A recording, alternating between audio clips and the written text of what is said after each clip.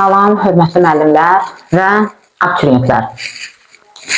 Yenə bir video çəkilişlə istəyirik abituriyentlərə kömək olsun. Bugün danışacağıq adətən uşaqların yaralı yerindən, həndəsə mövzusundan. Həndəsədən istəyirəm bütün üçbucaqların sahə düsturlarını bir yerə yığaq və onlar haqqında danışaq. Başlayaq adi üçbucaqdan. Adi üçbucaq. Artıq üçbucaq nədir? Tərəfləri, bucaqları, bunlar haqqında iki məlumatları vermişik. Bugün sahələrlə danışaq.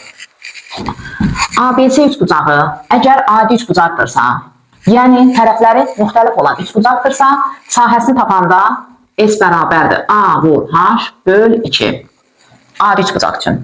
Yəni, məsələn, AC tərəfinin uzunluğu 8 cm, ona çəkilən hündürlük 4 cm olarsa, sahəni tapmaq üçün 8 vur 4 böl 2. Yəni 16. Və yaxud da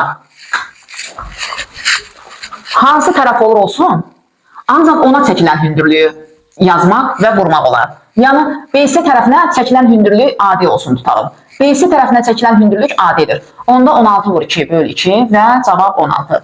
Bu bir sahə düsturu. Tərəf və hündürlüklə olmazsa. Digər bir sahə düsturu, əgər hündürlük verilməzsə, amma tərəflər verilərsə, məsələn, tutalım, bu bilir ki, düz bucaq, üç bucaqdır, amma adi üç bucaq da olsa, Heron düsturu vasitəsilə 3 tərəf verilərsə, sahənin tapılması. S bərabərdir, P vur, P çıx A, P çıx B və P çıx C. Hansı düsturda S ilə P hər ikisi eyni düsturun tərkibindədirsə, uşaqlar, orada perimetri tapmaq üçün normalda perimetri tapmaq üçün bütün tərəflərini toplayırıq. Amma Heron düsturunda, yəni hansı düsturun tərkibində S ilə P ikisi bir yerdədirsə, orada perimetri yarım perimetri götürəcəyik. Yəni cəmləyib yarıya böləcəyik. Məsələn, bu üçbucağın 3 tərəfi verilir və sahəni tap deyir. Sahəni tapmaq üçün perimetri tapacağıq ilk öncə. 9, 9-un üstünə 3, 12. 12-nin də yarısı yazırıq 6. Və S bərabərdir. 6 vur, 6 çıx 4, 2. 6 çıx 3, 3. 6 çıx 5, 1. Bunlar 6 edir, 6'nın 6'ya 36. 36'dan da çölə çıxır 6. Bu ikinci düsturu. Üç bucaqda əgər iki tərəf və onlar arasında qalan bucaq verilərsə, məsələn, tutalım, buranı verir ki 30 dərəcədir. Bu da bir düsturudur üç bucağın. S bərabərdir. 2-də 1, A vur B, sinus alfa. Əgər iki tərəf və onlar arasında qalan bucaq verilərsə, üç bucağın tapılması tərəfləri bir-birinə vururuq və sinus 30 dərəcəni, bunu artıq trigonometriyadan üçün dərslərdə danışmışıq. Sinus 30 dərəcədə 2-də 1. İxtisarlar və cavab 18.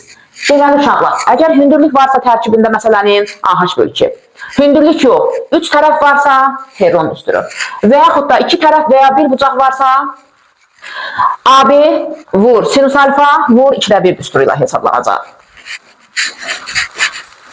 Əgər üç bucaq, düz bucaqlı üç bucaq olarsa, onun sahə düsturu katetlərinin hasilinin yarısına bərabərdir.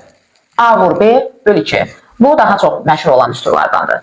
Və bir də, əgər üç bucaq bərabər tərəfli olarsa, yəni bütün tərəfləri eyni olarsa, Heron düsturu ilə də tapsaq doğrudur. Və yaxud da hündürlük çəkirik, bilirsiniz ki, bərabər tərəfli üç bucağın hər bir bucağı bərabərdir. Yəni hamısı 60-a bərabərdir. Və təpədən çəkilən xət həm bölən, həm hündürlük, həm meridian olur.